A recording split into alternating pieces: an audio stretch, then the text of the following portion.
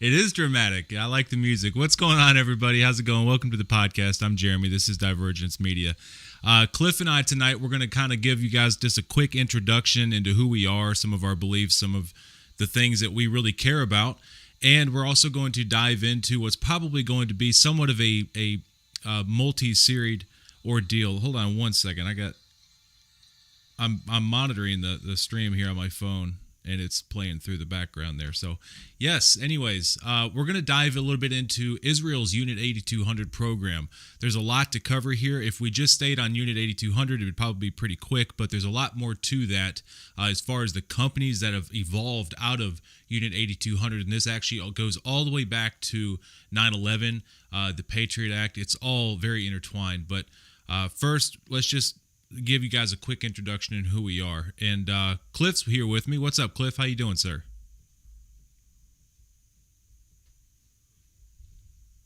Fantastic. Yeah. Yeah. I so last night we did just a open chat room, basically just to test out the live stream, and I think everyone was pretty excited just to be able to actually have open dialogue and just have conversation and sort of do so publicly, where everyone has sort of a platform. I think to get their voices out there, because not everyone has the capability of doing that, so we can have conversation. But I think it's kind of cool, and people I think are somewhat excited to just be able to uh, put their ideas out there publicly.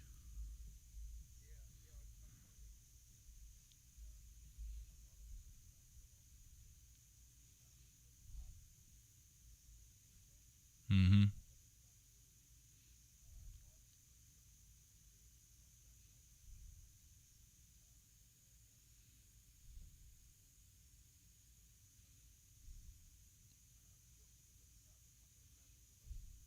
Yeah, absolutely. Yes, please do.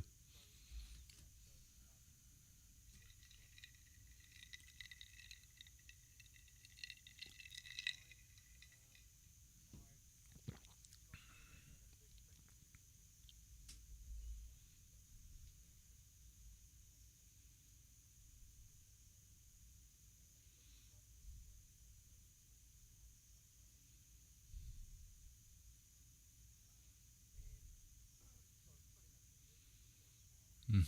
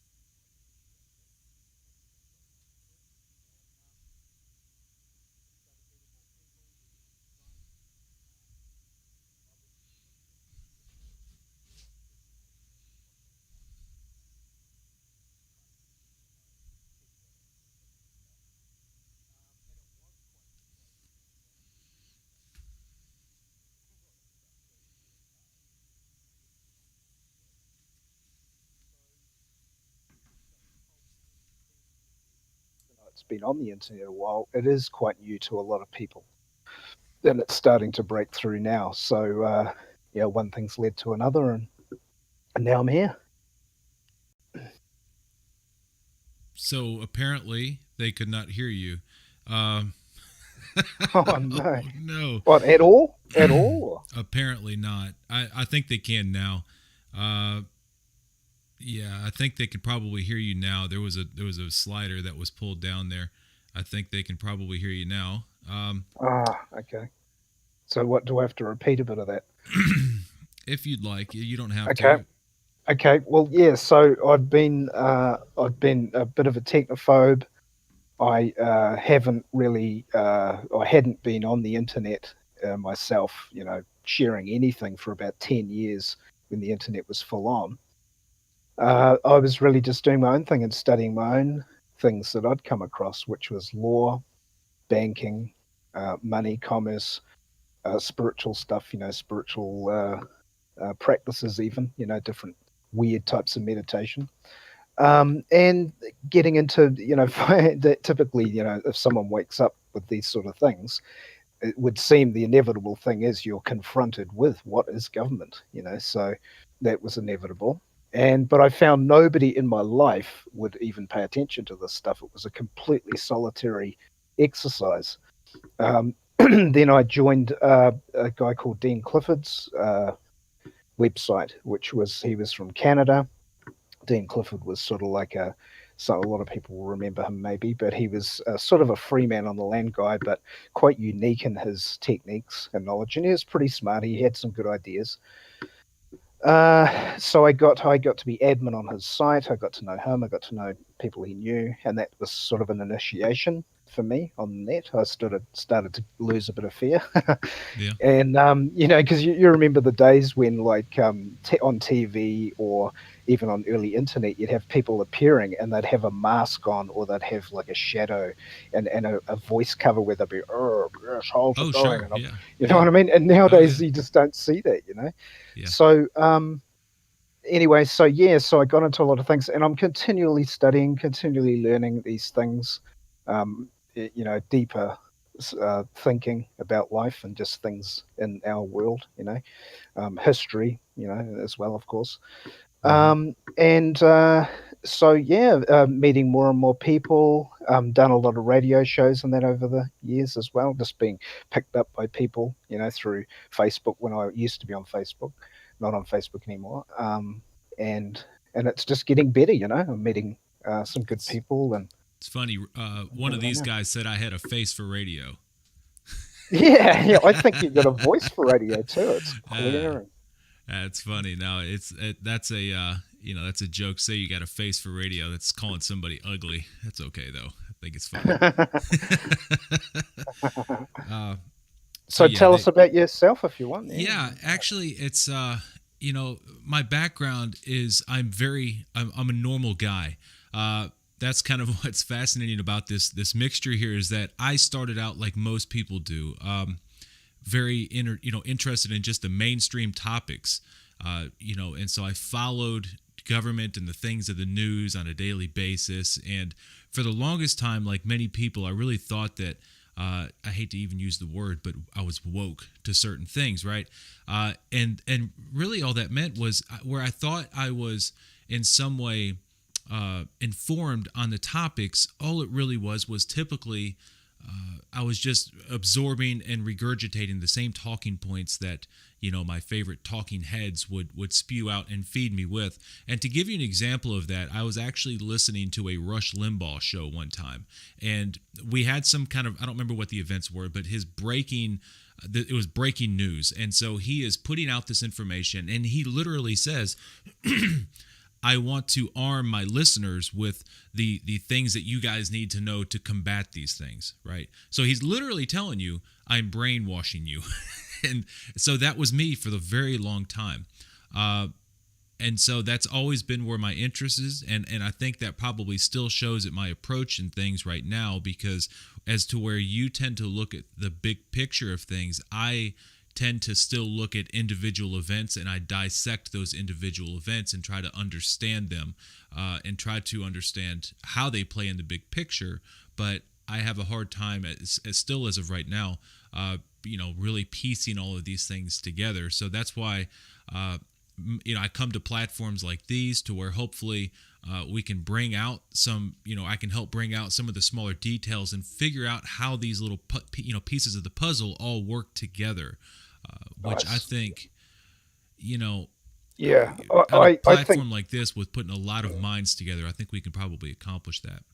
Yeah, and I think that is a compliment to what I do because I can pick out little nooks and crannies. Hmm. An easy place to start these days is just look in the news and all the list of crises they give us. So Sure. take your pick.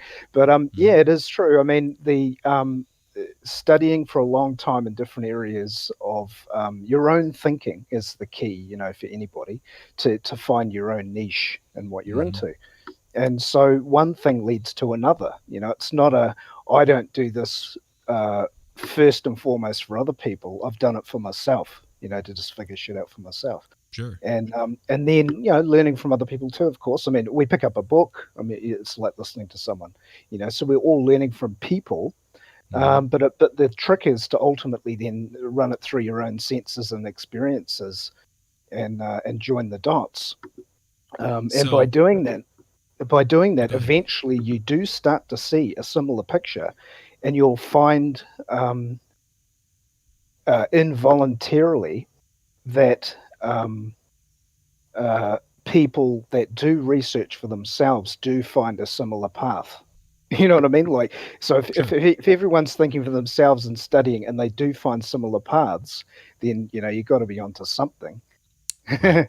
Well, Um, and that's difficult to do, though. I would say that's really difficult to do. In fact, it's that very premise that kind of led me away from my general sense of thinking. I don't remember when it was, but I had a point to where I really got to questioning my own thoughts. And because it was just one day I realized, and I got to thinking about this, and I said, how many of my thoughts did I really arrive at without any persuasion from someone else? How many of my own opinions and thoughts did I come to a conclusion on all on my own without listening to some public figure, without someone else's opinion affecting it? How many of my own thoughts are really my own?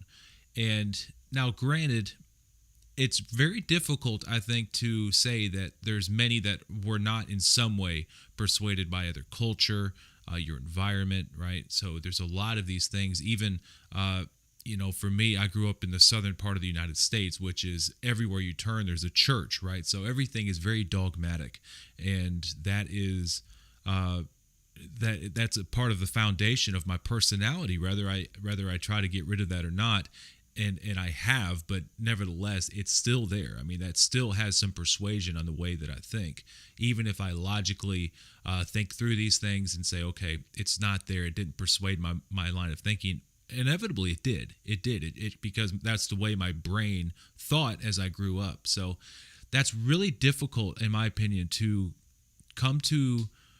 When you say thinking entirely for yourself, I think it's really challenging to clear your mind enough to where your thoughts are not in any way persuaded by other people around you and your environment. yeah, I think it's probably got something to do with that. Yeah, I mean, I did meditate as part of an introduction. I did meditate since I was about 18. I started getting into that. Mm-hmm. I lived hard quite young. I left home early. I was quite an independent soul. Mm-hmm. And I was a full time musician. And then I had a part time job as well, keep the money coming in, which was my own business. So I've been in business since quite young. There must be Um, something about this this attracts musicians. I'm a musician. I play guitar. I've played in bands, played lots of shows. Never did it full time like you did, but there must be something about the mind of yeah, the musician that is attracted to this certain sense of yeah, independence. Yeah, yeah, exactly. And it's creativity. sure. It's a lot of people that are similar, say, deep thinkers, or more spiritually inclined, you could say. Mm-hmm. A lot of us ride bikes, because it's like exhilarating. A lot of people like that are artists or musicians. So the key is really creativity, Mm-hmm. and that's a big subject in itself because the standardization of the world that we see happening, especially in the West, everything's becoming, socialistic, collectivistic. Everyone has to think a certain way. All of this stuff is standardization, which is, suicide rates going up. Why? Because people are losing their creativity. You know, Mm-hmm. if everyone had their creativity in tune and back and confident, you'd rise up in your own niche. You'd find your purpose. You'd be who you're meant to be. And unfortunately, a lot in the West, we have tall poppy syndrome, which is, he who rises up, the others will drag him down. And Yeah, so there's a lot of that going on here. And I sympathize with you with the church thing because I had the same thing growing up. sure. Yeah, Yeah, Auckland in New Zealand. So Auckland is, when I was growing up, very Western culture, which was good. It was I can't complain about it really. It was a good upbringing. yeah, But the churches were much more prominent than now, yeah. to the point where I even considered early teenagehood. I thought, am I meant to join the church? It was very much around the people. Well, so here where I live, it's still the church is still a huge part of the community. I mean, really, the entire community revolves around the church. So, for example, most cities around the Fourth of July, around here, we have big fireworks shows and stuff like that. And typically, it would be the city that would sponsor these. Well, here it's usually some of the local mega churches that we have that sponsor these things. So when you show up, you have The church will have bands playing that will be playing more modernized Christian music, and they shoot off the fireworks, and so everything is really focused around the church. And I don't oppose that, because while in my mind, I do oppose organized religion, but at the same time, I see a lot of people here locally that are, the local church helped them recover from drug addictions, or it helped them with their family life. That it helped them in many ways. Now, that's not to say that they're above criticism in any way. Of course, there's plenty of things to criticize them on, but I can still see the good that they've done with for individuals within the community. Sure. That doesn't always mean that the ends justify the means either. That's Sure. something to keep in Yeah. mind. Yeah, I totally agree with that. I mean, I don't have any animosity towards Mm-hmm. the idea of churches or even religion in society. I'm not religious, really. I try and get away from religion, but that's Yeah. only because I am a seeker, Right. and why would I You're want to bind myself up? So it's a personal decision, but I certainly, through, say, just looking at history and thinking about these things, it's not at all a bad thing. I don't think it is. But I think typically, like any organization, it can become corrupt. And yes. that's really the issue, isn't it? Well, So if we be it just a look church. throughout history, we can see that to be true. Yeah, and I mean, and All then that throughout gets history. into groups. Like a lot of the time, people listening, a lot of the time, what I will be doing is flicking out names of authors and books that I've come across and read that are Mm-hmm. very important, in my opinion. Sure. Um, and that particular issue, a big, deeper part of it is in the book People of the Lie. I'll just type it in and just make sure I get the author right. People of the Lie. And this is from a proper full-time qualified psychologist who's obviously a thinker. Yeah. and and so his name is M. Scott Peck. M. Scott Peck. Okay. The People of the Lie, and you can find it free on YouTube as an audiobook. And it's really going into the a deeper look at evil, and he goes into the macrocosm of individual clients and as examples, Mm-hmm. and then at the end of it, he zooms right out to the big picture of society. So that book's quite good for understanding the relationship between groups and corruption. You could say very Hmm. good book for that. Yeah. And something we may do on here too is maybe maybe once a month or something like that, do book reviews. I really, Jake Morphonios at one Sure. point used to do those, and I always really enjoyed them. Now, I didn't always necessarily turn to those books, but many people do, and that's something I think we should probably really push a little bit, is get people reading again. A lot of, especially the younger generation, they don't really care to read. They really believe that they can get a lot of information from the internet, and you can. There's a lot you can learn from the internet. A lot of what I've learned is just from the internet, searching through information. However, uh, there is something to be said about a book, because that author, in my experience, goes into greater detail about topics than you will find anywhere else. There's information that is Sure. put in books that are just hard to find anywhere else. Sure. And the lifestyle matrix that we live in these days, even though we have automation, and ease of communication and all these new things, Mm-hmm. people seem to still be rushing all the time. There's some kind of um, Mm-hmm. antithesis to this new freedom of technology. We sort of find ourselves rushing and kind of more enslaved in some ways. So a Yep. lot of people don't have time to read. And it's Mm-hmm. because of the internet interactions, probably, and all the media and data keeps everyone busy. So the good thing is, though, that on one hand we've got thousands of audiobooks for free out there where you can Yeah. download.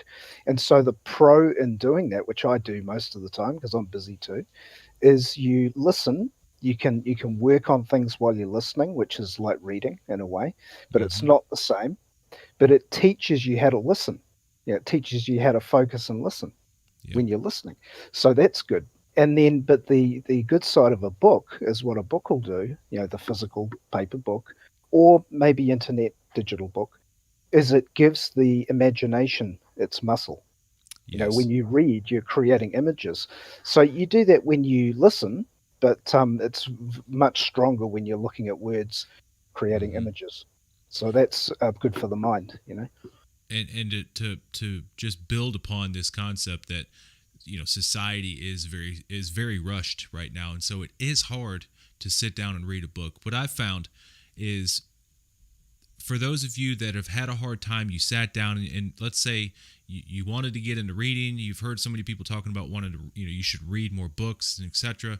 Well, what I see a lot of people do is they go out and they buy very advanced books and they want to start reading, old German philosophy or something like that. Don't do that. My suggestion is go get something really easy to read first. Just get a novel or something that's super easy to read. I mean, a novel, you can read a 300-page novel in a day or two, and you'll sit down and read it. What that'll actually help you do is, because you'll be entertained in the book, and it can be just really just pure entertainment if you want it to be. Just sit down and read that book. But what that'll help you do is get used to slowing down, taking a break, get you a cup of coffee, slow down for a little while, focus on that book, put your attention on that book, and read the words on the pages. I found, for me anyways, it's just my personal experience doing that, and even now I will interchange. So I'll read something that's very difficult to read, that just, I mean, it's a lot of information to absorb, history and stuff like that. I'll read that for a while, and then I'll go read something that's entertaining. Go back and read something like 1984. If you haven't read that, that'd be a good start. Or maybe Brave New World, or something that's relatively easier to read but is entertaining at the same time. Yeah, I would probably even say to people that are new to this stuff is probably start with Brave New World. Yep. 1984 is very bitter, you know. Yeah. There's a lot of things in studying powerful things in the dark. You know, a lot of powerful stuff's hidden from sight. The occult, they call it. Yeah, we're And going to get so into some of that in a it little while. can get yeah, but it can get bitter, and you should expect that. There was a guy I talked to years ago before I got into holosync, which is a type of meditation.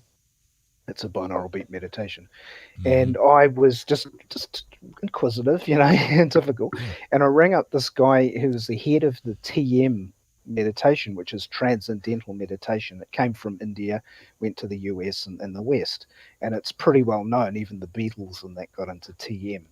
So it's still a very serious science, you know. It Mm-hmm. definitely works, and TM is transcending the mind. That's what it is. It's transcendental, which means you're transcending the mind, you know, the thinking mind. And Mm-hmm. so he said to me, uh, just a word of warning or caution before you get into this. It is not easy. You know, like most people think of the spiritual side of things, cursory, is that it's all happiness and love and all that. And it Right. is true that you'll become more compassionate, but you, in my opinion, the deeper meditations, etc., that will wake you up, it is inevitable that you will be looking into the darkness because you have to grow your consciousness. And so that's the price you pay, you know, and You know, that's I've the only way up. I've heard of some people, and I've never experimented with these, but some people that have tried hallucinogenics that claim that they do the same thing, and for many of them, they've said that it's the actual high and the trip itself was terrible. I mean, it was as if it exposed every bad thing about them in their life, and it was almost from a external standpoint that they could stand out, look at themselves, and see every bad thing that they've ever done and just how terrible they were. And that would sound, of course, terrible, but a lot of them came out and later said, but it made me a better person when I could see, just all the bad things that I was doing in my life from an external standpoint. Now, I'm not condoning to do that, but I'm just wondering if those hallucinogenic drugs were actually forcefully putting them in somewhat of a similar mindset. Maybe, yeah. I mean, depending on what drugs they had, but Yeah, I can't drugs, remember. yeah, Yeah, drugs will definitely open your consciousness. I mean, sure. those that have tried the, what they call Class A or whatever, the um, acid or whatever, or Yeah, um, peyote and all that stuff. So a lot. The funny thing is, a lot of the elites in the world, a lot of this social technocratic scientists, really smart, intelligent people, a lot of them did experiment with drugs. A lot of them, yeah, you know. yeah. So that's a lot of people don't know that. So, like We'll have even to all get this. somebody on the show. We'll have to get somebody on the show that's really an expert on that at some point and see if they can shine some light on that. Uh, I've done, I've experimented with some drugs in my younger years, but never really got into any like hallucinogenics or anything along that line. It was your normal drugs that people, try. So nothing too crazy. The softer stuff.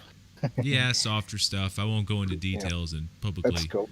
you know, Yeah, convict it's cool. myself of felonies or whatever, but sure.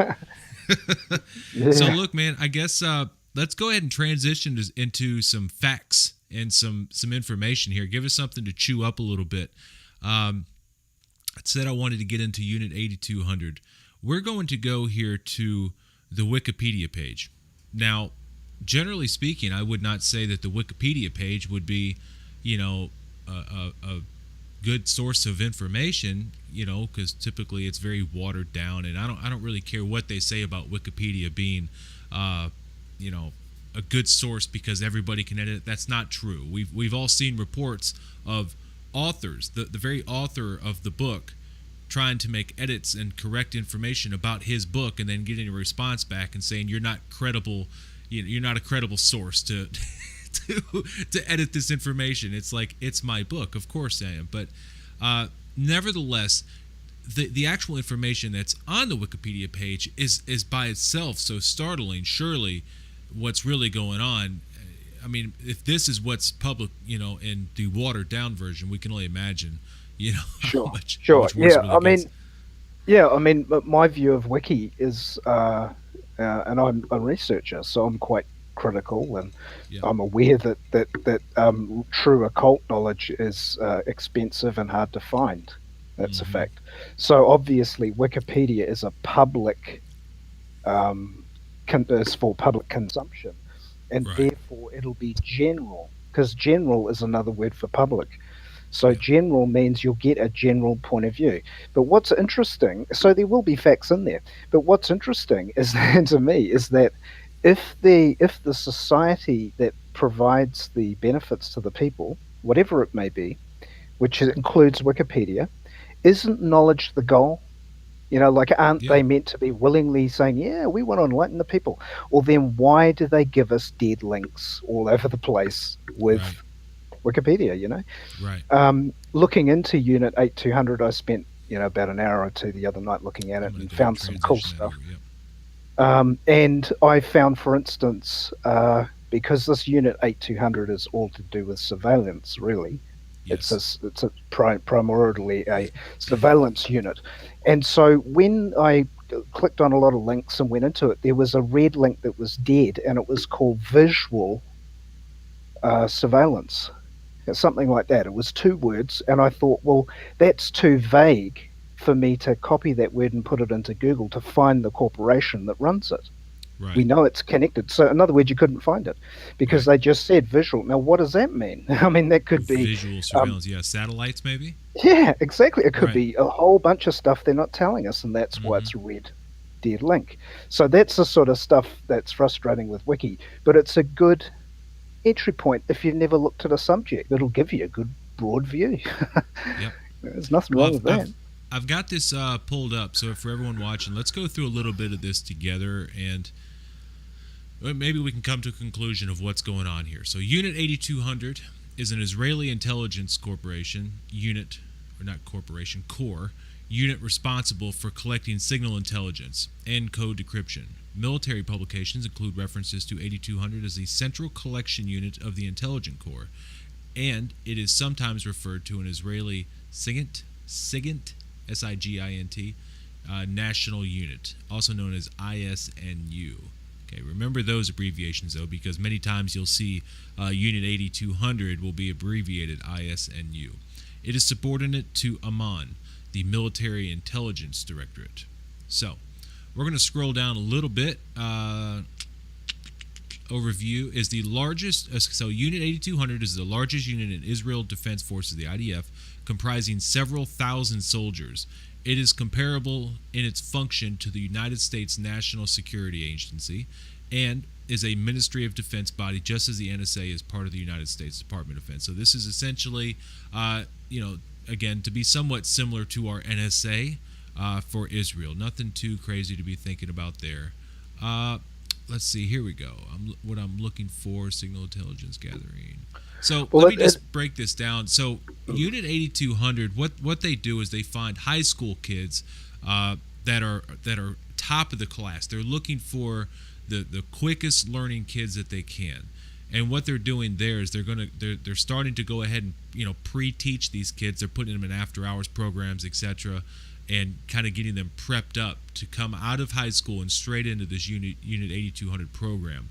Once they get out of high school and they go into this Unit 8200 program, they are taught how to hack, how to code, basically any kind of surveillance, any really kind of surveillance you could think about. So all the way down to building microchips, to software, actually tapping phone lines, communications, etc., etc. They learn all of that in Unit 8200, but it's only a 2-year program. So they're looking for the very top of the top here to join this program, and then they're only in there for a very short period of time. Now, most of these graduates come out and they go straight to Silicon Valley.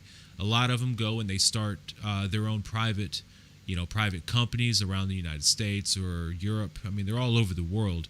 And here shortly, we're going to kind of break into some of the actual companies that they've started. And it's shocking. And we're also going to look at some stuff here with 9/11 that doesn't necessarily tie straight into Unit 8200, but it definitely ties back to Israel. And all of this just ties into so where we're going to end up at is what we're going to find out is that Israel has their hands in just about everything as far as monitoring and surveilling the world. And it's by no means conspiracy theories here. This is all documented evidence. And it's gone so far that there was a Syrian bomb that was about to. Or was it Iranian? I can't remember. We'll have to look that up. And I think it was Syria. I believe it was Syria. They were going to send a bomb to Israel. Well, because of Israel's surveillance and some of the technology they have, there was actually a backdoor kill switch that they could use to just shut that bomb down. So Israel said, "No, you're not bombing us today," and they shut it down. And that was reported by the New York Times. So, I mean, this is some fascinating stuff. Sure. But what I like to do with these type of agencies, especially because it links to Israel, is to always look at who's behind these different things they give us, who's behind the Israeli Intelligence Corps, etc. Mm-hmm. And the words as well, everything is sacred with these types of military things, the way I see it. You got Silicon Valley, Silicon, right? Right. And now, and underneath that paragraph, and with the children as well, the 18 to 21-year-olds going in for a short time, high turnover, vet each one, right? So you get some going to Silicon Valley, and you'll get some that go to higher echelons. Now, where is the higher echelon? Well, it tells you, listen to this underneath. According to the Director of Military Sciences at the Royal Unit Services Institute. So if you click on that and go into that, who does it lead to? Well, it leads to the top field marshal of the United Kingdom. And who's that? It's the Duke of Kent, right? This is fascinating to me because most people assume Israel is just its own country and it's the Jews or whatever, right? But look into it deeper, you'll find, and I've said this before too, there's such an organization with its own website called the British Israel World Federation Movement. So in other words, Britain, well, not England, Britain, because they're different things, Britain and Israel are pretty much the same thing. So, and then what they're telling you is that the field marshal of the global army, you could say, because they're bloody powerful. You imagine you've got, we know American military is connected to Israel. We know now that British military is connected to Israel. They're Right. the biggest fighting forces on the planet, some of the best in the world. Hmm. So who's the head? Well, they just told you, the Duke of Kent. And who's the Duke of Kent? Prince Edward. See, so now you've got the British royalty and the Hmm. European aristocracy joined lock and hip with their military through Israel. Because why? Because it's royal. Interesting, eh? Yeah. And it's right in their face. Unit 8200 is probably the foremost technical intelligence agency in the world. So it seems to be that it is when they say that it's the test bed for the very top technologies that are then filtered through the NSA and England, Britain, and the rest of the world. The Five Eyes spy agencies, etc., which Well, they don't mention. the thing about that is too, though, is that in the United States, anyways, I can't really say for the rest of the world, but for the United States, almost all of the technology that we use is uh, bought and ran by Israel. It's not as if they designed the technology and then we've taken it and we're just using it now for ourselves. In most cases, Israeli companies are actually running this technology. It's not as if like I said, we just bought it and are using it ourselves. It wasn't just Israeli designed. They are actually running a lot of this technology, and it's quite troublesome. So let's Yeah. look at this. Cliff, are you looking at the live stream right now? There's a little bit of a lag, so I'll see what. that's okay. This is a document. This was the leaked document when Edward Snowden, I'm sure you guys remember him, he leaked, and so we found out through him that we've essentially been sending the raw data to Unit 8200. Our NSA has been working with Israel and sending our raw data. And what I wanted to show you was this document because the language in this is actually hilarious. And I think you, especially, Cliff, or anyone that's really into law, will probably find this somewhat amusing, because I want to skip right here. We can look at all this, but I want to skip right here where it says, this agreement is not intended to create any legally enforceable rights and shall not be construed to be either an international agreement or a legally binding instrument according to international law. So in other words, as we're going through this agreement that was supposed to be between the United States and Israel, declaring that Israel would not use this information and violate our Fourth Amendment rights in the United States, because if we're giving them our information, they should at least be held to the same standards that our own government is held to. Yet in this very document, it states that they are, well, we're suggesting that you do these things, but it's, don't take it the wrong way. You don't absolutely have to. So Yeah. Yeah, I mean, I take that kind of stance as, because remember, these guys understand the whole system inside out. The mhm, ones that are operating these treaties and stuff. So the real mind bender there is that contracts rule everything. Even a mhm, treaty is a contract. So what is interesting about that is that a deeper look into contracts, we find that they're dynamic, which is kind of contradictory to what people would think. Contracts are dynamic, they're not set in stone. So, a government official standing in a flux position, which I love to use myself, which is not taking a position. See, so we're not going to say that this is connected to international law, even. See, we're not going to even take a stance. That disarms the potential enemy because there's nothing to attack. If I take a position, not only have I revealed my position, but I've also I've showed my hand. If I am putting out a statement like they did, that is flux, it is not to be pinned down, then how can I get a hold of it? right.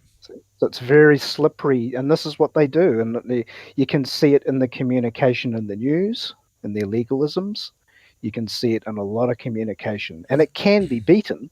Like if I was a reporter and I would turn up to a governmental meeting on some level, and you could ask some devastating questions, but Yeah. would they answer them? That's the thing. So it's ongoing communication war. I just wonder why I suppose it's all just for show.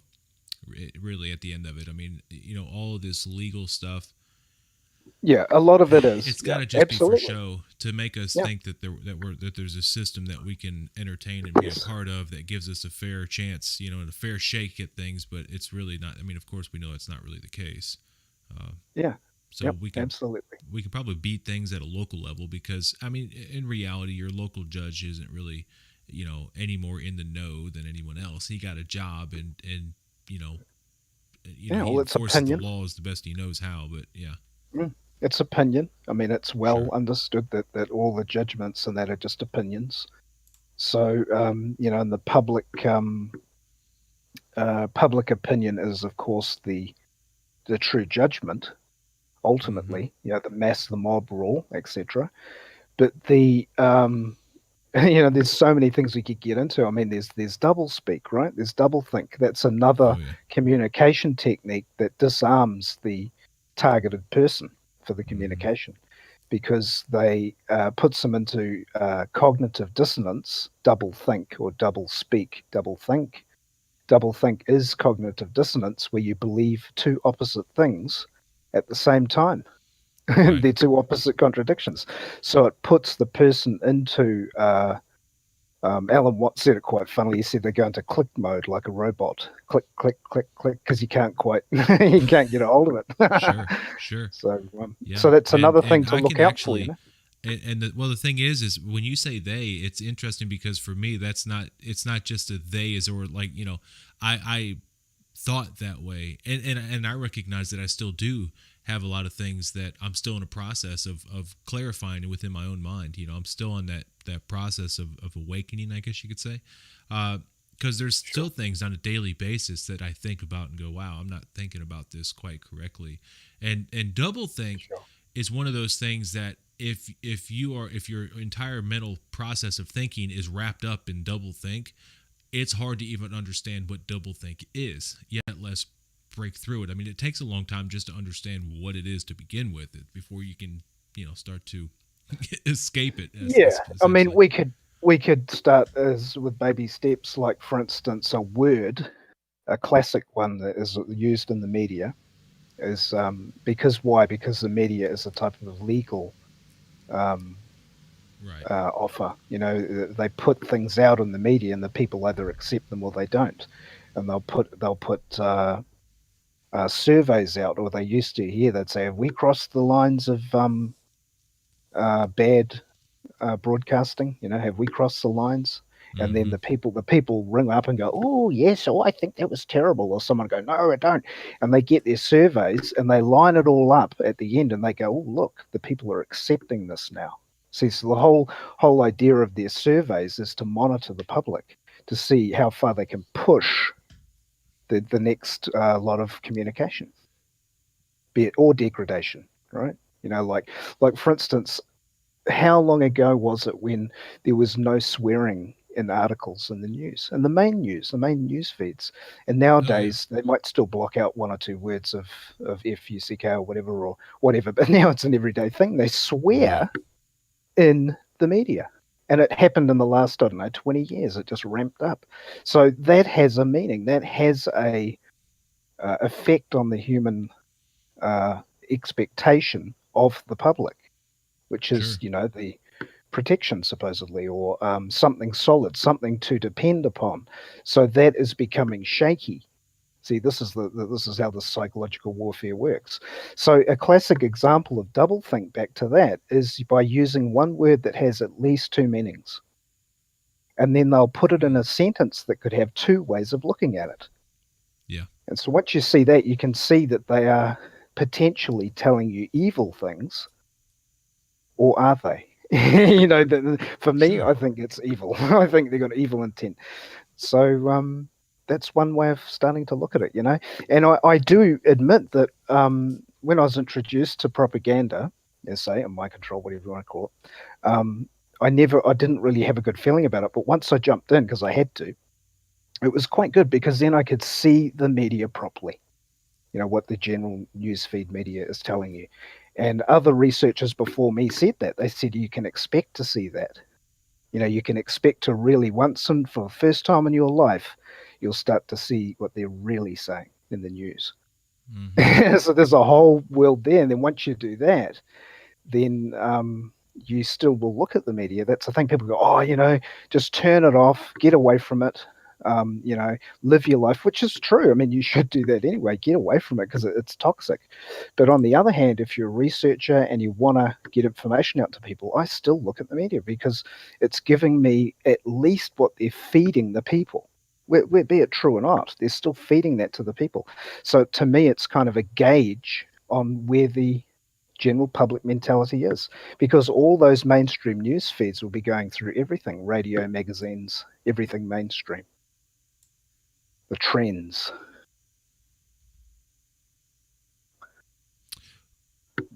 Let me real quick. Let me cut us back. I guess get us back a little bit on topic here. We got off on a little bit of a tangent there. I've got a couple clips I want to show here.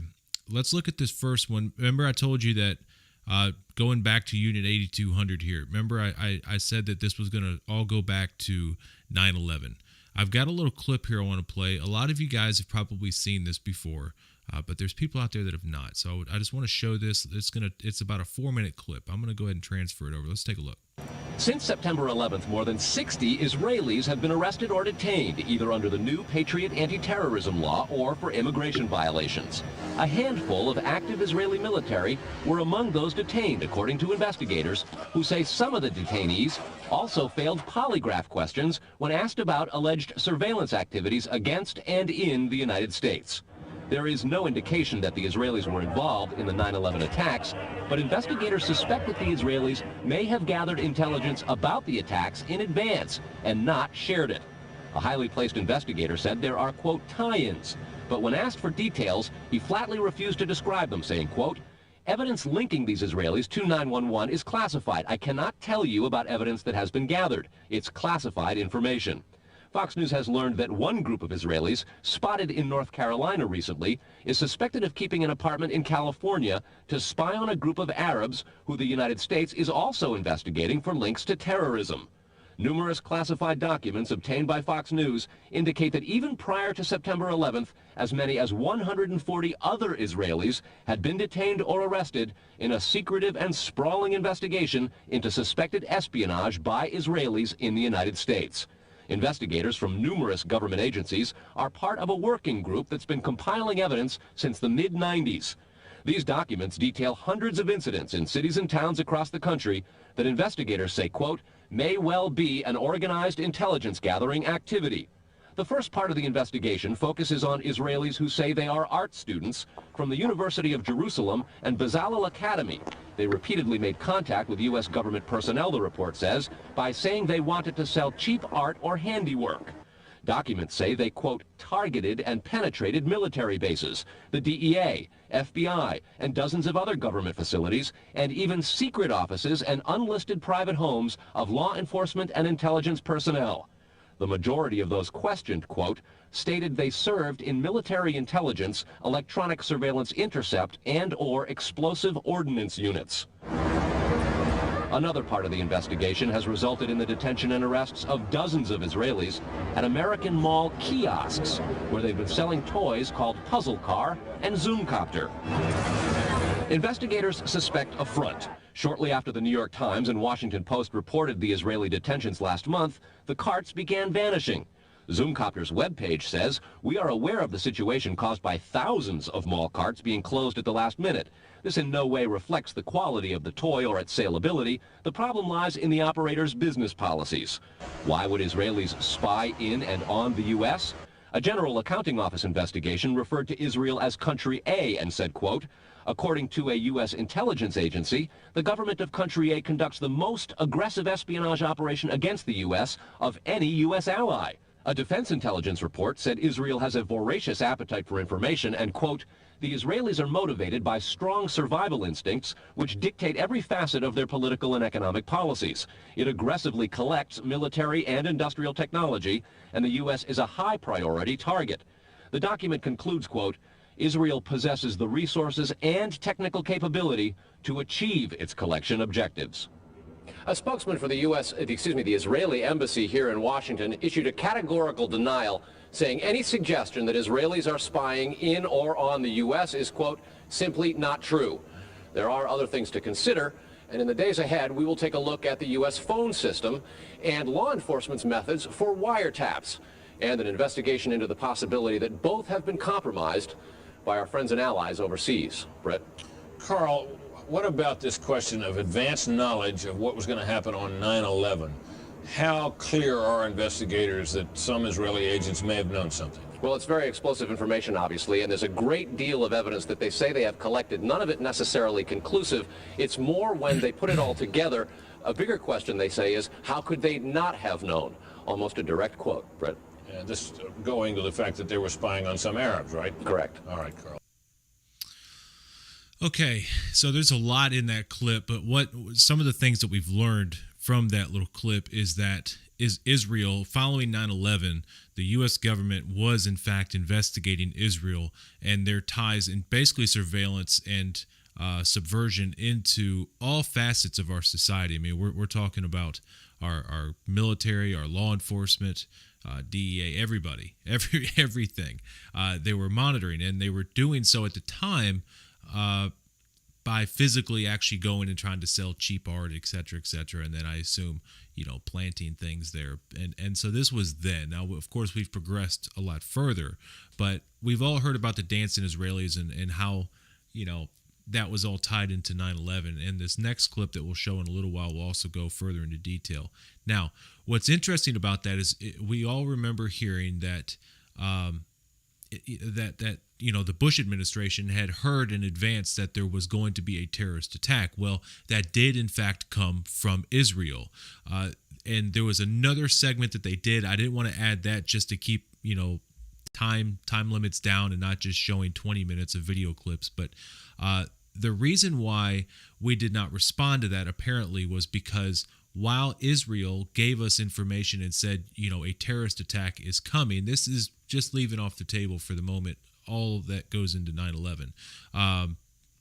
Supposedly the information that they gave us was very vague, and their investigation at the time was they believed that was due to the fact they did not want to reveal how they got that information. So they're giving us information that, hey, these guys are getting ready to attack you, but we can't tell you how and when, because if they told us exactly when it was going to happen and how it was going to happen, et cetera, we might have asked, how do you know these things? And it would have exposed, some of their systems. So, it's that's just some evidence, I think, to put forth to show that Unit 8200 and Israeli, surveillance of the United States is not just this wild idea that we have. It's very real, and at one point in time, even Fox News was reporting on this and investigating it. Right. There's another. If you go back to that page that you're on with the Unit 8200 and Wiki, and you go down to underneath the political activities title, and then it says computer activities, and you'll see underneath that companies founded by the alumni. Yeah. So alumni is the academia. And then go underneath that, you'll see also. And then underneath that, you'll see third from top, you'll see IDF, Center for Consciousness Operations, right? And that sounds all nice and fluffy, doesn't it? But when we click on it, it says, it says, formerly known as the Psychological Warfare Unit. They'll probably change the name now. Formerly known as the Psychological Warfare Unit. Yeah, that's pretty intense. The unit was reactivated between 2004 and 2005 following 5 years of reduced operations and comprises intelligence officers and civilian psychologists headed by a senior colonel with an emphasis on Arabic speakers. Let's see, the unit was a product of several unsuccessful attempts to renew the psychological warfare front in the IDF. The The unit's doctrine is to influence Palestinian public opinion using propaganda, psychological warfare, and sometimes disinformation. I am astonished that this is even on Wikipedia. As the Military Intelligence Directorate opposed including psychological warfare in its operations, it has been placed in an unusual position in the IDF hierarchy, subordinate to the head of the operations branch of the IDF General Staff, or professionally guided, as the arrangement was officially titled by the head of Amman, which in effect means its body with greater autonomy than its predecessors. Yeah, greater autonomy, so it can dip into the private world more. So the other thing is that people get caught out with. Do you honestly think that they're using psychological warfare just on Palestinians? That's exactly what I was going to say. Of course, I mean there is still that this is still watered down, because to in any way believe that this is strictly for the Palestinians is complete nonsense. It's Israel's basic. It's their standard procedure, par for the course, that everything is very preemptive, and this is all part of their justification for having programs like these. Is it's all preemptive. We need to fight off any threat that might come our way, because for thousands of years Jews have been oppressed and murdered, and Israel is the Jewish homeland, and everyone else in the world wants to kill us. So we have to make sure that we're safe. And of course they have massive powers of the world supporting that, like, of course, European countries, the United States especially, that essentially just turns a blind eye to everything that they do. And that's, I think, a more recent thing. That it has not always been that way. And I think even these clips that we're looking at with Fox News is testament to that at one point Israel was not above criticism. Suddenly it is. Sure. And then, of course, the new normal in the creation of a way of thinking is a slogan like, that's above my pay grade. It's in all the movies now. It's above my pay grade. What is that telling you? It's telling you that there are secret security clearances that people that are once again vetted in all of these organizations that are going higher and higher and higher in power, still compartmentalized so as not to see the big picture too. Let's not forget that. Right. That even a top military official may be compartmentalized, and he may not have the full story. Therefore, he will do his job according to his reality that he was given, of course, that he was vetted. Yeah. So it's this is where it becomes like a matrix, because and where Wiki can be, if someone was to stop at just Wikipedia, even though, like you said, it's got shocking things in there, it's put in there in a way that's perceived that you're going to assume that it was just for the Palestinians. Right. Yet yet it will have words in there. If you keep studying that rabbit hole, you'll find that they're actually implying at least that it's actually it's for the whole world. So what you're saying is that this little article here on Wikipedia about this program that is designed to put out disinformation is in fact disinformation.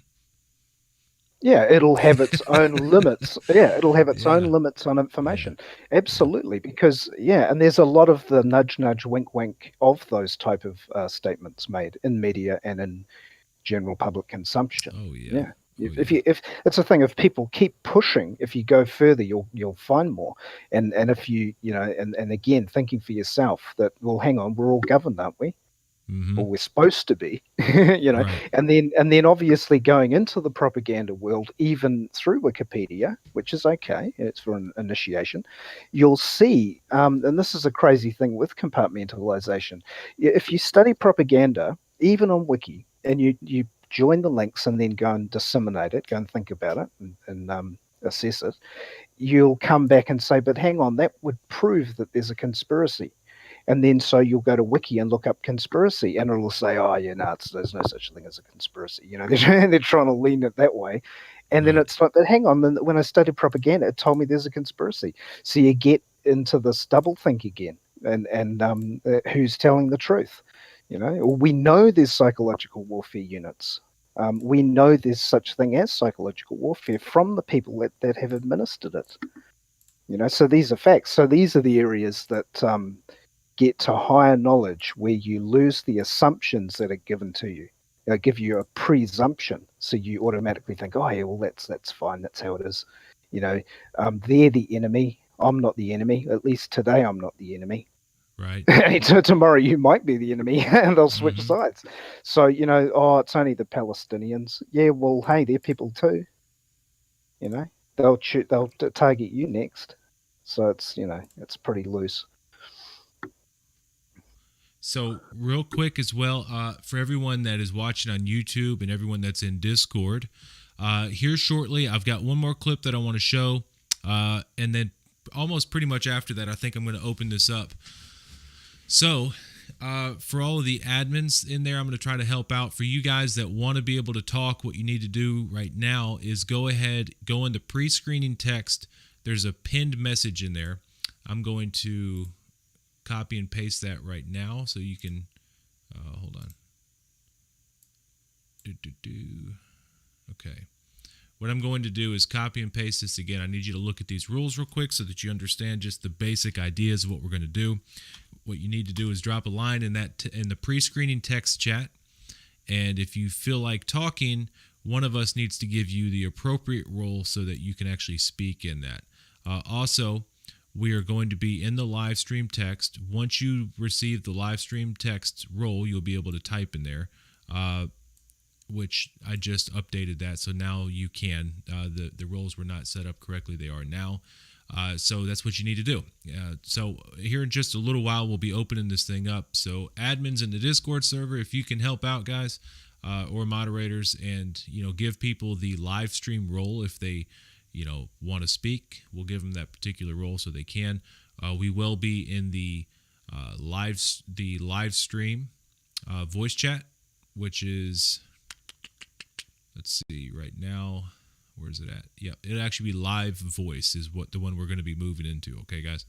So we'll be going in there in a little bit, but I've got one more clip that I want to show, and this one is actually probably the most impactful one that we're going to be looking at. So let's go ahead and take a look at this, and then we're going to be jumping over to just open public dialogue to chew all this stuff up publicly. So if you're on YouTube and you want to get in the Discord server and actually chat about this yourself, just go in the description right now of the video, and you should be able to join the Discord server from there.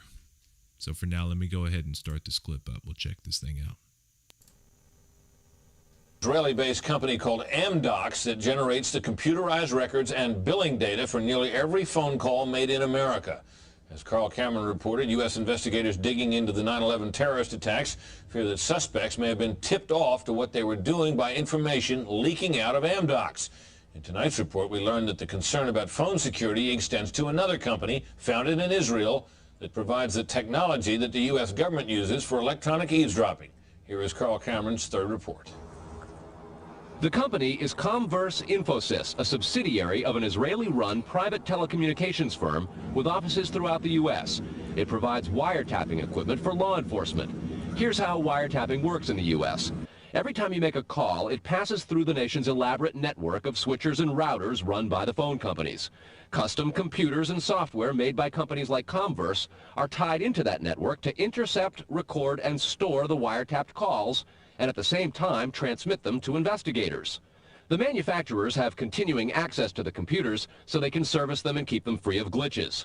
This process was authorized by the 1994 Communications Assistance for Law Enforcement Act, or CALEA. Senior government officials have now told Fox News that while CALEA made wiretapping easier, it has led to a system that is seriously vulnerable to compromise and may have undermined the whole wiretapping system. Indeed, Fox News has learned that Attorney General John Ashcroft and FBI Director Robert Mueller were both warned October 18th in a hand-delivered letter from 15 local, state, and federal law enforcement officials who complained that, quote, law enforcement's current electronic surveillance capabilities are less effective today than they were at the time CALEA was enacted. Comverse insists the equipment it installs is secure, but the complaint about this system is that the wiretap computer programs made by Comverse have in effect a back door through which wiretaps themselves can be intercepted by unauthorized parties. Adding to the suspicions is the fact that in Israel, Converse works closely with the Israeli government and under special programs gets reimbursed for up to 50% of its research and development costs by the Israeli Ministry of Industry and Trade. But investigators within the DEA, INS, and FBI have all told Fox News that to pursue or even suggest Israeli spying through Converse is considered career suicide. And sources say that while various FBI inquiries into Converse have been conducted over the years, they've been halted before the actual equipment has ever been thoroughly tested for leaks. A 1999 FCC document indicates several government agencies expressed deep concerns that too many unauthorized, non-law enforcement personnel can access the wiretap system. And the FBI's own nondescript office in Chantilly, Virginia, that actually oversees the Kalia wiretapping program, is among the most agitated about the threat. But there is a bitter turf war internally at FBI. It is the FBI's office in Quantico, Virginia that has jurisdiction over awarding contracts and buying intercept equipment. And for years, they've thrown much of the business to Converse. A handful of former U.S. law enforcement officials involved in awarding Converse government contracts over the years now work for the company. Numerous sources say some of those individuals were asked to leave government service under what knowledgeable sources call troublesome circumstances that remain under administrative review within the Justice Department. And what troubles investigators most, particularly in New York in the counterterrorism investigation of the World Trade Center attack, is that on a number of cases, suspects that they had sought to wiretap and surveil immediately changed their telecommunications processes. They started acting much differently as soon as those supposedly secret wiretaps went into place. Brett? Carl, is there any reason to suspect in this instance that the Israeli government is involved? No, there's not, but there are growing instincts and an awful lot of law enforcement officials in a variety of agencies who suspect that and have begun compiling evidence and a highly classified investigation into precisely that possibility. Brett? All right, Carl, thanks very much.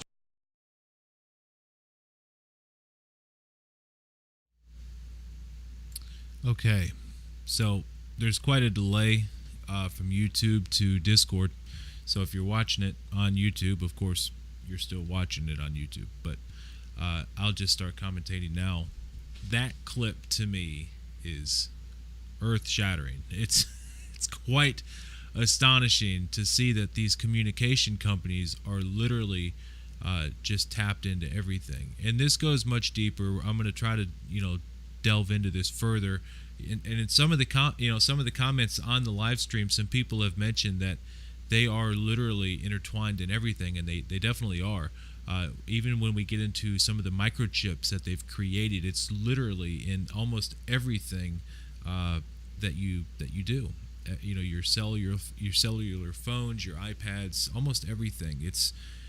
What Israel has done is, because they've become the leader in technology, the world has basically blindly just bought this stuff up because they said, wow, Israel is creating such great technology, we're going to continue buying it. But what's happened is they've actually monopolized the market so much that they can surveil anything that they want. I mean, they have information on everybody. Now, this is where my opinion comes in. This is where this is strictly, I have nothing to support this. I want to make that clear. But these are some of my suspicions. I think what we've seen is we've seen this sudden shift towards blind. It's a blind support of Israel. It seems like no matter what they do, no matter how many illegal acts of war they have on Gaza and the Palestinians, it doesn't really matter. I think what we're seeing here is Israel has some serious blackmail on just about everybody. I think Israel showed up to a system that was already corrupt as shit and is now pretty much blackmailed everybody. So if you think about stuff like the crap that's going on with Jeffrey Epstein, Israel knows all that stuff. They know everybody that was wrapped up in that. They know everybody that had ties to him, and they could blow that out of the water right now if they wanted to, but they're not going to, because I believe anyways that they secretly know all this, and they're going to use that as leverage to get their, whatever it is that they want. For example, $3.8 billion a year sent from the United States straight to Israel. Thank you guys. Thanks for that wonderful gift. Appreciate that. Now, of course, that came with stipulations, but anyways, what's up, everybody? How's it going? Let's see here. Who's in the voice chat that does not have? Let's see, Brett. I'm gonna add you. Let's see. I'm gonna give you a roll live stream. Okay, Brett 5S can now speak. Harambe, one of these guys. All you guys can speak. You're just not speaking. Cliff, you still around, my friend? Yep, still here. Sweet. So just some comments. What do you guys, anyone out there, what do you guys know about this? I would imagine for many of you, this is, of course, not the first time you've heard of this information. What's your perspective? And maybe is there any other information that you guys can add that you know about? I don't have any other. Well, good evening, Jeremy. I don't have any other. I don't have any other information. I'm new to this whole Discord thing, just by a few days, so I'm still trying to learn. Welcome but thank you. As far as Israel goes, I'm kind of mixed. I don't really know what's going on or how powerful they really are. I've heard everything, from they're great to they're the ones that are going to kill us all, the same old. Well, it can be a touchy topic, can it? Because a lot of times, so when people talk about Israel, a lot of times you do get people that are genuinely anti-Semitic. You get people that are genuinely racist and they just hate all the Jews, And so let me clarify that now. When I'm talking about this, I'm speaking about this topic as if it was any other country in the world. I don't care if this was Mexico doing this or Canada. It doesn't make a difference. It's the fact that a foreign nation is doing this is the problem that I have with it. It just so happens to be Israel. Now, Zionism is, of course, intertwined in with this entire thing. There is a particular ideology that lays down the foundation for a lot of these things that we see, but it's by no means, for me anyways, it has nothing to do with race or religion. No, I totally understand, and same here with me. It doesn't matter who it is. It's just the fact that another nation, has that much power and influence over our nation. Sure. And other nations as well. I would say all nations globally, yeah. That really scares the shit out of me. Yeah. As well it should. And so if you guys were watching the live stream as we were chatting, I did find that link, and it was Syria that Iran was able to access their backdoor kill switch on one of their rockets and just shut it down. Now that to me is on surface level you would say, hey, great, they shut it down. But there was also another case, and it was an antivirus company that Israel came and said, hey, we caught this Russian antivirus company basically trying to hack in to your systems, which of course rose the question, well, you had to have been hacking into the system in the first place to see that they were hacking into it, right? So, there's many cases of this kind of stuff to where they're just, man, they're so intertwined in everything. And in that second clip we saw following 9/11, it was Israel that actually created the technology that, we all, hold up. Live stream text is read only. No, and I thought I fixed that, my friends. Let's see. Well, Cliff's in there. I'll tell you what, guys. For now, just use the pre-screen text. Use the pre-screening text for simplicity reasons. And if you start sending any kind of crazy crap in there, I will be a little upset. But for now, it's no big deal. Everyone here, I think I know pretty much everybody here anyways. At some point in time, it's got to be a bigger, something to be more concerned about. But for now, it's okay. But anyways, it was the Israeli companies that actually created the technology. So when we hear about the Patriot Act following 9/11, and of course that was a clear violation of our Fourth Amendment rights. If we're going to lean at all on the Constitution, I suppose, I'd like to sort of chime in there if I will. You see, the way that, and anyone can see this, some may not have seen it, but you've sensed it, but this is how they do it. And in law, in whatever law you're talking about, even higher law, and it makes sense when you think about it, that necessity voids the law. So, and remember, I said before, contracts are dynamic. So, how would you defeat a contract? Well, one way would be of necessity. And so, what is the most predominant thing that creates a necessity? You'll find it's a crisis. So, these guys, as a lot of us have heard that have gone down these rabbit holes, you'll find that their motto is order out of chaos, ordo ab chao in Latin. So, this is the method they use. You see, people have heard of false flags, say. The false flag is a crisis creation of necessity. We've got to do something. And then they look at your constitution and say, well, we've got to try and make it fit. See, so they'll quid pro quo. Quid pro quo is meant to be making it even. You know, they're doing a trade with the people. The government corporation is doing a trade with the people. So it says, well, okay, well, I know we're violating your rights here, but we'll give you this instead. Is that okay? So they take something and then they give you something. Mm-hmm. And this is as old as government has been. You know, this goes back hundreds of years, this technique. So what do you think they want to do with that information? I mean, if we're just getting down to it, brass tacks, what do they want that information for? Like Machiavelli said, Niccolo Machiavelli was a military priest, like Adam Weishaupt was a military priest. And they are masters of war on the people for the aristocracy, you know, the kings, queens, and the dukes and all that. As we found linked to these organizations, it gets into royalty. And so royalty is connected to the higher realms. You know, they're connected to churches, as we know. They're God and all that stuff, what they call God. So Machiavelli is a classic example. His book, The Prince and the Art of War, are two of his good books. And he was a good guy in a way, like a lot of them. He came out later in life and started teaching the people about how this shit works openly.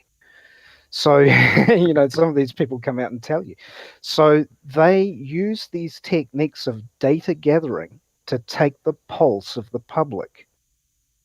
Because to control the public, you have to understand where their thinking is at and where their whole thing is, the agenda. Like I said before, when they do a survey, they put the survey out and a large percentage or a reasonable percentage will respond. And they will be data gathering to see, have we pushed you too far? So it's taking the pulse of the public while you feed it things that aren't too pleasant. Things that, say, Aldous Huxley would say that you should not really accept. You know, we'll train the public to accept what you should not really accept. Why? Because it's not in your best interest to accept. Hey, how many people think to say that? I can't do that. Well, why not? Because it's not in my best interest to do so. Or blame your agent, who may or may not exist. Or my accountant says it's not in my best interest to do so. Or my lawyer says it's not in my best interest to do so. What are they going to say to that? Right. You know, you've kind of been a mouthpiece for your lawyer, whether or not he does or doesn't exist.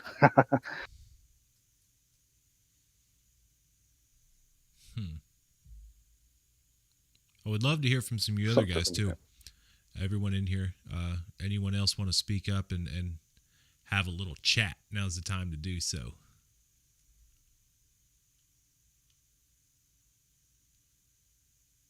Crickets. Tell me, what is 8200? Unit 8200. What is Unit 8200? Was that the question? Yep. Okay. We can, I guess, from what over that. Yeah, from what we've discovered, it's a very tight knit, high turnover. Think of it as a corporation that specializes in technologies of data gathering and psychological warfare. It's basically got connections to all types of mental manipulation and data gathering. And the key with this particular unit is it has vetted the people to be in it out of the military, and probably, I'm pretty sure the Israelis have compulsory military still, don't they? If you're a citizen. You know what's really fascinating about that, though, again, is actually going back to, for one, what these kids, they're kids that they come straight out of high school or whatever their equivalent to high school is there.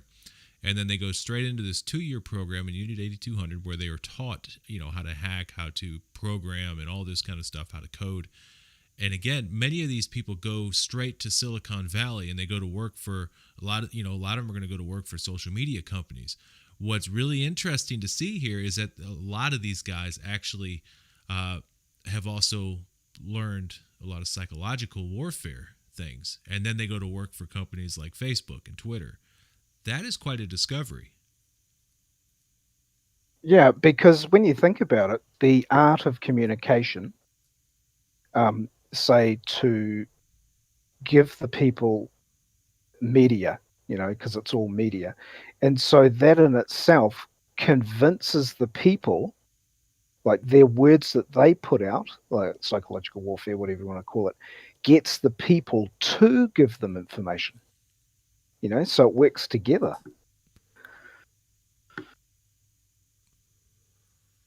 Just, I suppose, in other words, people. I'll actually quote some things from IPAC. IPAC always bragged about how they are able to control the conversation and the narrative, that they can, totally take control of it and shift public conversation. So, that's in a sense, that's, I think, kind of all intertwined with that as well.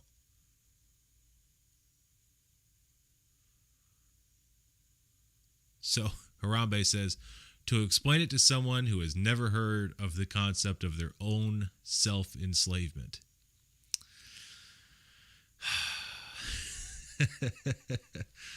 Well, Harambe. Should I have ended that with a question mark? Yeah, maybe. Well,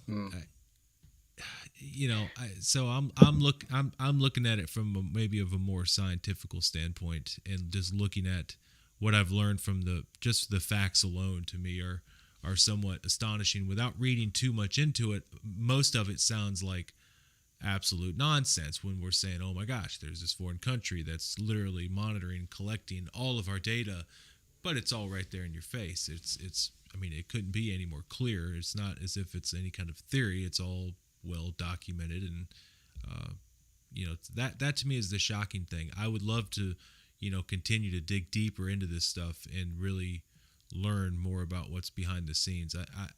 I've heard a lot, not everyone, a lot of people have heard of Unit 8200. There's a few people on YouTube that have done some work on Unit 8200, but I don't know that I've ever seen anybody that's really went into detail of all the companies. So, for example, Cliff had mentioned all of those companies that are down there at the bottom of that Wikipedia page. I've went through most of them and at least looked at the companies and what they've done. All of them they all specialize in like cybersecurity or telecommunications security. Most of them are some form of security, and that is because while they're there to pretend that they are safeguarding your information, they're really collecting it and probably building algorithms based on your lifestyle, your search results, et cetera, and building some sort of portfolio of who you are that can build a profile of you. If I can chime in real quick. Absolutely. Now, even though it's documented that they're collecting our information, and from what my observations are, my question would be, why are they gathering the information? What's the purpose of it? And my observation is basically that we get put in echo chambers, so there's no real unity between groups or individuals. We're all put into our own thought groups. So other than putting people into thought groups, what purpose would they have to collect all this information? What's the end goal of this group for collecting it? Well, I mean, I can actually think of a couple. So, for example, like I just said, by understanding where the public discourse is, I believe that they could probably, formulate their strategy to control public conversation better. So, in other words, if you know how the people are thinking, you know how to respond to that. That would be one thing that they could, potentially do. And of course, Israel. In one of those clips, we saw that their one of their prime directives is to self-preservation. So they want to have self-preservation and shut down any potential threats that they would have. But it's also, I think, a kind of a ploy for power. While a lot of the information may not be very powerful over just you and I, that may not have as much advantage for them. We also have to remember who they might have information on. So, for example, Donald Trump is in office right now in the United States. Well, what kind of information do they have on him, and how can they leverage that information against him? We all know that Donald Trump is a rampant supporter of Israel, and there's nothing wrong with being allies with the country. I'm not, bashing the guy because he supports a country. That's fine. I mean, there's nothing wrong with being allies with the country. However, to the extent that we are supporters of Israel becomes very concerning, because we're not putting our own interest first, of course. We're putting Israel's really before anything, and we're blindly ignoring attack after attack after attack on the Palestinian people without any real justification. If you guys follow some of these guys like the Last American Vagabond, he covers this stuff intensively, where time after time, something happens and we think there was a bomb sent off. Let's attack Gaza. Let's just drop bombs on Gaza, and there's people dying. I mean, this the thing is just people dying. So they can constantly, in a way, shift public opinion of that kind of stuff. They can take and shift the discourse on how that kind of stuff is talked about in the public media, so that they don't have too much backlash and they can get away with what they want to get away with. I mean, those are just speculations. I'm not. These are just some of my thoughts that I have on it. I don't have or won't claim to have any supporting evidence for those things. I'm just speculating, but that's what I would think that they would use that information for. Sure. I mean, even a basic statement everyone's heard is knowledge is power. Mm-hmm. So if you get knowledge, then you get power. If they have knowledge, they have power. And so their knowledge gathering is way better than our knowledge gathering, I would assume. And the psychological warfare is while they're gathering the knowledge of real time, people on the internet, people on, being watched by their TVs or whatever, the real time data of gathering information of a populace. All right, we don't do that. They do that full time. And so while they're taking all the data of the real knowledge, they're blinding us with silliness and degradation. That's what it seems to me.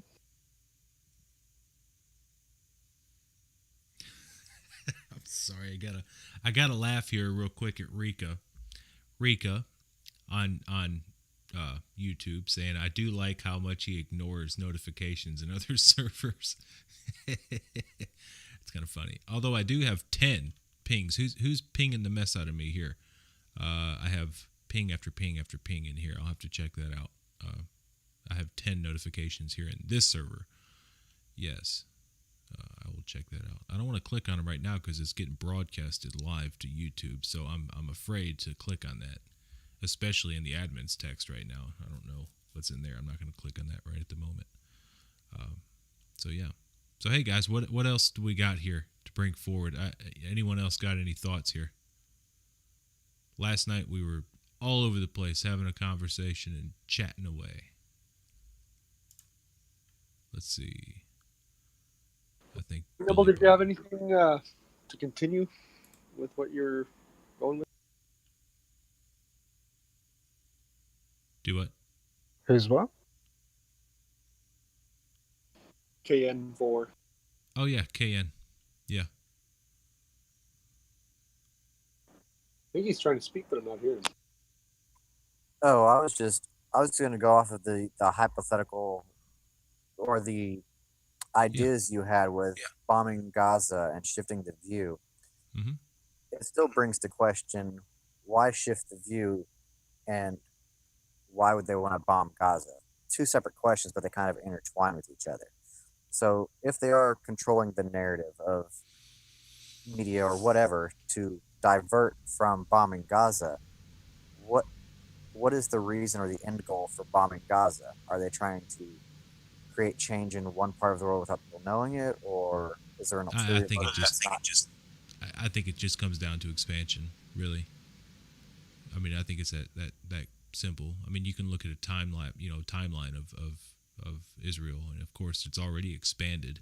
And what was supposed to be a kind of two-party state or two-state deal there is not really anymore at all. I mean, to claim that Gaza is its own country is ridiculous. The Palestinians on the Gaza Strip there are imprisoned. I mean, period. They don't have any kind of freedoms. They can't leave. They're literally imprisoned, and their imports and exports are totally controlled by Israel.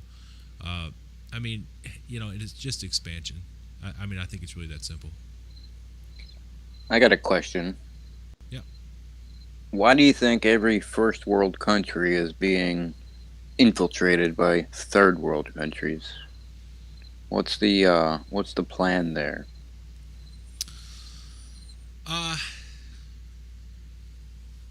Well, I guess that might go back to, I hate to even mention this, but it sounds a little bit like the clergy plan, doesn't it? It sure does. Yeah. I started to read a bit of the actual, the guy's actual book. It's like a 60-page book, and I started to read into that a little bit. And while, of course, that plan was primarily established for Europe and not so much the United States, of course, we still see it in the United States as well. And I don't know. I don't have too strong of an opinion on that. It's, Isn't that the same way that Rome fell? Well, by importing people that weren't within their culture, they didn't know their values. Well, I think Rome fell for many reasons, and it's actually almost a direct correlation to what we see in the United States, right? So the Roman Empire, they used the barbarians as being the evil people that were going to come and kill us if we did not go and conquer these other lands and take their resources, etc., etc. Meanwhile, Rome was also doing the very same thing that we're doing with our currency, but at the time Rome was actually taking their coins, and they were melting down the silver and then using worthless metals on the inside and just depreciating the value of their currency more and more until eventually it finally just became almost totally worthless. So I mean, there's a few reasons why. Maybe you can shine some light on that though, because I don't remember ever really studying too much about the cultures intermingling, and probably by design. Most historians probably wouldn't bring that up. Well, to my understanding, they did it on purpose to cause civil unrest. Well, who is they when you say they? It's a broad brush when I say they. Okay. Again, maybe just, at that particular time, I suppose I was just wondering, if you knew. If not, that's okay. I mean, so yeah, no, I'm not sure at that particular time. I'm assuming the people with the most, like usual, mm-hmm. the ones that are causing all the chaos in today's society, probably did the same thing back then. So, go ahead, sorry, Kane. No. Okay. So the thing with the Roman Empire, there's a lot of factors that come into play when you start talking about the downfall of Rome. Mm-hmm. Between the empire trying to expand far faster than it could, wasting resources on that expansion, chipping their coins away slowly, devaluing the currency to pay for the expansion or the wars into other territories. The leadership at the time, during this, the change in leadership during the time of this expansion, while they were debasing their currency by slowly chipping it away and devaluing it. So there's a lot of factors in Rome, and you can correlate a lot of those factors between the U.S. now with what they're doing with the currency, trying to expand into other countries, and the war that's going on. And the funny thing with the U.S. war is the war on terror. There is no enemy when you claim a war on terror. You're claiming war on an idea, not an actual goal. So very similar concepts between the U.S. and Rome, and it's only a matter of time before we meet the same fate. Yeah, I mean it's like the exact same the Federal Reserve is doing. I think our entire system is really based around that simple premise is that we must keep expanding. Everything about our society says that we must keep expanding in order for it to exist before it finally crashes. I mean, even just our financial system is established that way. It must continue to expand and expand until eventually, economically, everything becomes completely worthless. And then we'll have to, have a reset, essentially, and start all over again. I mean, I'm all for going back to the barter system. And, paying for things with precious metals and the skills that you hone yourself, I mean, that would be. Well, I don't know how it would be like. I don't know how it would be like because I never lived it, but. It's an interesting concept to go back to the barter system, but with the U.S. and the U.S. population, a majority, and I'm speaking generally, a majority of people don't have skills. A majority of people don't produce their own food. A majority of people don't know how to manufacture. So if the U.S. even tried that, it would fail. At least with the Romans, you had people who grew their own food, raised their own animals, knew how to swordsmith and stuff like that. But right now, the U.S. population, strictly U.S., is a consumerist nation. So, All right, let me interject for 1 second. If something like that would happen, most of those people would die off. Yes or no? Yeah, millions would die. Millions would die, no doubt. So I think the only people left would be the people that have skills and able to take care of themselves naturally instead of relying on people building things for them with nothing to give in return for that product. And they would have to go without, and eventually, it would be their demise. Well, yeah, but I can't justify within myself to hope that something like that happens where millions of people would die. Like that sounds. Oh no! I wasn't. Absolutely not. I don't hope that. Yeah. No, okay, no. That wasn't what I was trying to get to. If that's what it sounded like, I apologize. It's not what I want. Okay. It's definitely not what I want for the country. I want everybody to be prosperous and succeed and be happy. Yeah. Well, again, going back to Rome during the collapse, a lot of people died, but eventually people learned or had to learn a trade or some sort of way to sustain themselves. And with the mentality of the U.S., it would be a bloody change for sure. But after a certain amount of time, it would reach an equilibrium to where people would actually have to learn a trade or a skill or something to keep them alive and something to help them barter with.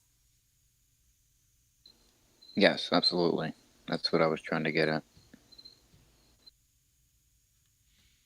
For anybody that happens to be watching on YouTube as well, I really want you guys, if you're not in the Discord server, to join the Discord server, because as you can see on the chat here, there's people that are dropping links of knowledge. I mean, there's so much to learn in these.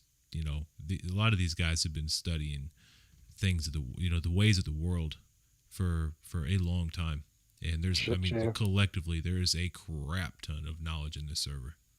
Hell yeah. Yeah, for anyone on YouTube also who may be listening, if you don't know your history, you are more likely doomed to repeat it. And that's a powerful quote right there. That's the truest quote I've ever heard.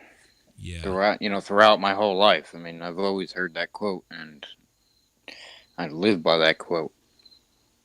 That's what Yeah, that's this is why big brain time. that's why I'm always open for discussion and learning, and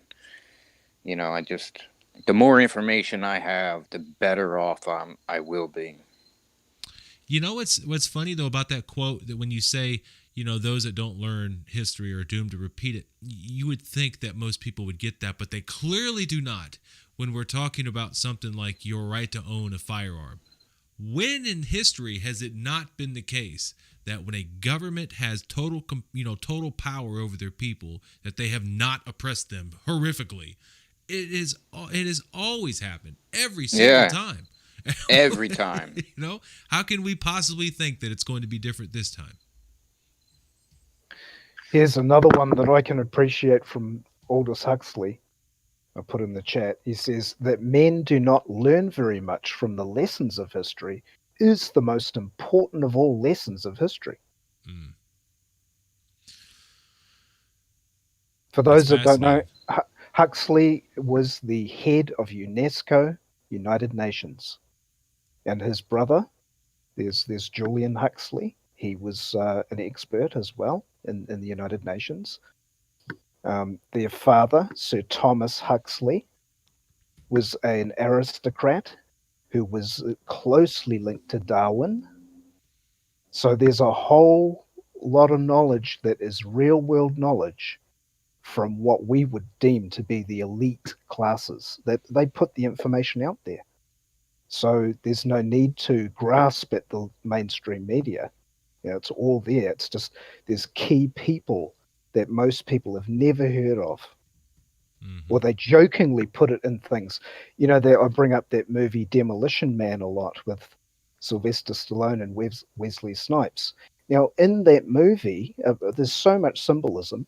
In that movie, it's the year, I think, 2032 when they become de-iced and they come back and there's a lot of funny chaos. Now, the head cop in there, the lady, is called Miss Huxley. So they're mocking us all the time. Mm-hmm. And why? Because in that movie, it's Brave New World. In that movie, they're showing you the type of thing they want, which is Brave New World. And that was Aldous Huxley again. Well, I suppose I think about it though too. I mean, if I was them, I would probably troll a little bit too, just for fun. I mean, why not? Right? I mean, I'm sure there yeah. They want to have some fun too. They do. They boast. This is why the info comes out. They boast, or they realize, like I realize, that they've got the attitude of, well, what are you going to do about it? We're watching you dissect what we're showing you of what we do to you.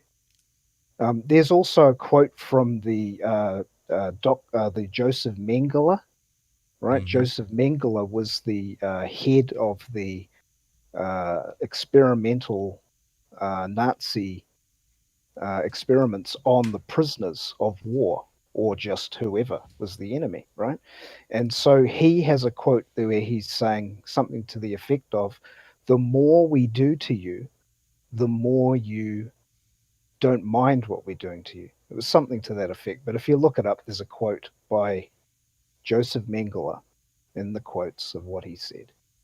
So yeah, there's a lot of hints. I mean, another thing to do for people out there is, if you come across a knowledgeable person in the Matrix, a power person of knowledge, anyone in history, look up their quotes, because it'll save you time to get the flavor of what they're teaching you. By looking at their quotes, they're pulling articles out of their own books and giving it to you, so it saves you time. Even as far as knowledge goes, I would recommend reading Hitler's book Mein Kampf. He understood history. He knew how the world worked. Now, granted, ordering that book online might flag you as a terrorist, but it's still good knowledge because it's in Hitler's mind. He understood how the world worked, how it worked in the past, and how he could change it in the future. Now, granted, he had a messed up way of changing it, but he had an understanding that few people have nowadays. You know, it's interesting that you recommend that, and so that everyone else understands too, because of course people go, "Did this mother just recommend to read Mein Kampf?" Uh, if you ever looked at my book collection, you know, a lot of times when the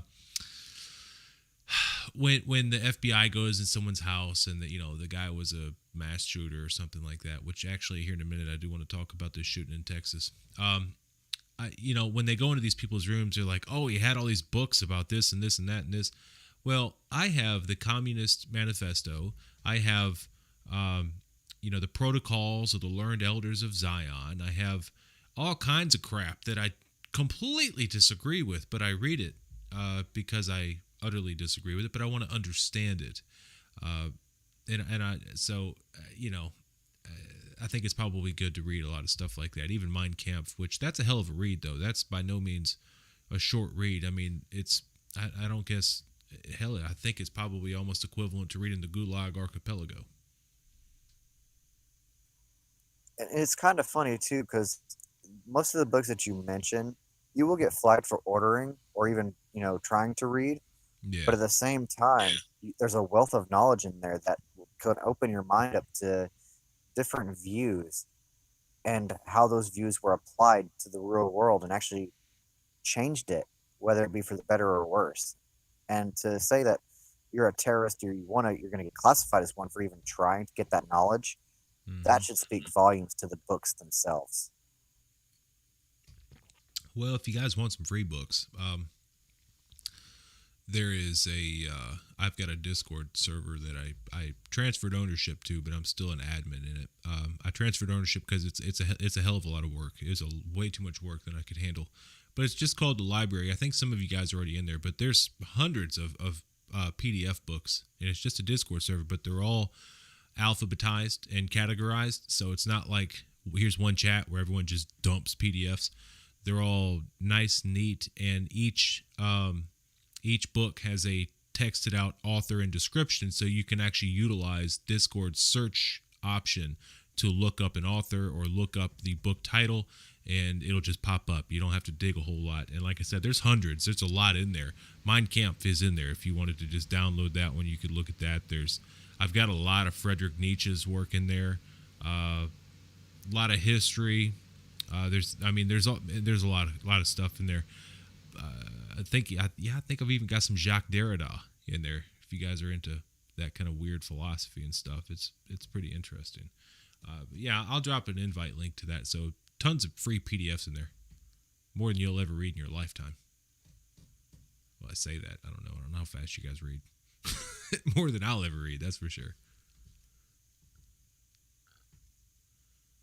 It's funny though. Yeah, Brett said, I don't know what kind of history you guys took. I can say this: when I took history, I didn't learn a damn thing. In school, I didn't learn nothing. I mean, literally, I can't remember shit. I do remember learning some stuff about Stalin, and that's because my history teacher in high school, when we got to the topic of Stalin, it was something that he was really enthusiastic about. He really wanted to tell you how bad communism sucked. And I appreciated that, but everything else was just like, do you remember these dates? When did this happen and when did that happen, and et cetera, et cetera. And Jesus, it was so boring. And part of that actually goes back to the quote that Cliff talked about earlier, is that people did not learn the lessons of history. I think it's because they just learned how to remember some crap to pass a test, and it's a shame that it was set up like that. Yeah, we just learned dates. When did Columbus sail the ocean blue and Plymouth Rock and all that other crap. Sure. It was nothing of substance. Yep. There are elite, just while we're on the topic, there are elite historians that are more truthful, and they do bring their books out. It's just, again, a lot of the time, not all the time, but a lot of the time, the public just skims across it. They might put it out there, like there's Arnold Toynbee. Most of us have heard of him through school. It's most of us, at least cursory. So, but the school doesn't seem to emphasize how important he would be. They don't tell you he's one of the elite best historians. You know, they're the top people that are just well connected, well funded. They supply information to the world managers, you know, the banksters and the scientific experts, you know, with the information we don't get. So there's Toynbee, there's Carol Quigley, of course. He's the chief historian for the Council on Foreign Relations, which is a huge organization that's global. It's nothing to do with America, really. Then you've got another one called the guy who wrote Future Shock. So remembering all these people's names, hang on. Future Shock. And he was not just a historian, but he was a futurist, what they call a futurist. So he was called Alvin Toffler. A lot of us have heard of him too.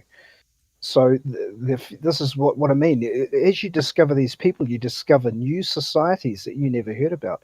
Like there's such a thing called the Futures Society, where they actually get together and they're experts at history because you got to know the past to know the future, and so they understand where future's going and they help guide the managers with their business plans, their big huge Agenda 21 etc. as 100-year business plan from the bankers, because the bankers are running the United Nations. You just look at the study of the United Nations, you'll easily start to see that the bankers control that. So, I mean, isn't that where people should be looking, you know? Right. I have a problem with history classes that we go through as with our indoctrination known as the education system. They teach you dates and events, and they skip one crucial step: why these events occurred. Merely knowing the dates and the events are not enough to learn from history. You have to know why they happened, how they happened, and then you can actually truly understand the scope of the history and why it is history. And to not examine those things, it just stops any critical thought. It's like, just know this, but don't know why. Plus the little that we did learn, or me anyway, the little I did learn, I only learned the victor's side of the story. You know, I never heard the other side of the story. That's why I recommend Hitler's book. As messed up as it is, you actually get to learn his side, or at least his thought process to, you know, why his side was his side. I mean, I understand Hitler was trying to preserve his I guess you call it sovereignty, his nation, you know, his culture. But then I don't know what made him flip the script and start murdering people. But We have a gentleman in here that we're going to have on. And I say gentleman out of all respect, but it'll be fascinating to hear. I don't want to speak too much to his beliefs, and put words in his mouth. You know, I don't want to do that. But he seems to very much so be a follower of Adolf Hitler, and I, from what I can tell, really believes that he was a great guy. You know, so that's going to be an interesting interview. We may do that probably next Saturday if I'm timing things out correctly. Well, with that, Jeremy, it's been a good time. Yeah, man. I'm going to have to head off, so Yeah. I'll see you next time. It's been really fun, and I really like your way that you conducted. So I'm quite happy with that. Well, thank you. And thanks to everyone for participating. Mm-hmm. I'll see you next time. So real quick, guys, I'm basically just passing out live stream roles. So if you've been muted, the way I wanted this to work was basically you go into pre-screening text and you say, "Hello, I want the live stream role," and we give it to you. Just a step that we take in order to prevent, mass amounts of people just randomly joining and jumping in the voice chat and screaming and hollering, etc., etc. Everyone here now has the live stream role that's in the voice chat currently. So if you guys have been muted, you may be able to unmute now and speak if you'd like to. I know a lot of you have lots of good information and things that you like to talk about. And Cliff, thanks for coming, dude. Absolutely. As always, it's always a pleasure. Thank you, sir. Yes, Cliff. Thank you very much. You're a very insightful fellow. Inspirational fellow, not spiteful fellow. Sorry. I smite thee. Yeah. Okay. Words have meaning, okay? Okay, thank you. So on that note, guys, we're gonna stay in the in the voice chat and just shoot the crap for a little bit. But for everyone on YouTube, thanks for watching first and foremost. And as you can see, every show we have open dialogue at the end. I hope everyone enjoys that. By all means, come on in. And if you have topics, anyone here, if you guys have topics that you really are passionate about and you want to be on the show and really kind of head the thing and put out some information, this is a place to do that as well. You can, we can set that up for you so that you can present that information. I'll do my best to, if you have video clips, etc., to try to stage those correctly for you so that we can put that out there. So I really want this to be as much of a platform for the community as possible, and not just a podcast about Jeremy and Cliff. I want it to be more of a community thing going on here. So going back to everyone that's on YouTube, go to the description. You can join the Discord server there, and also subscribe to the channel if you don't mind. That way, next time we do these things, it'll pop up. You guys know the spill. It's just a call to action. Remember to do all the things that all the other YouTubers say. So until next time, guys, we'll just see you later.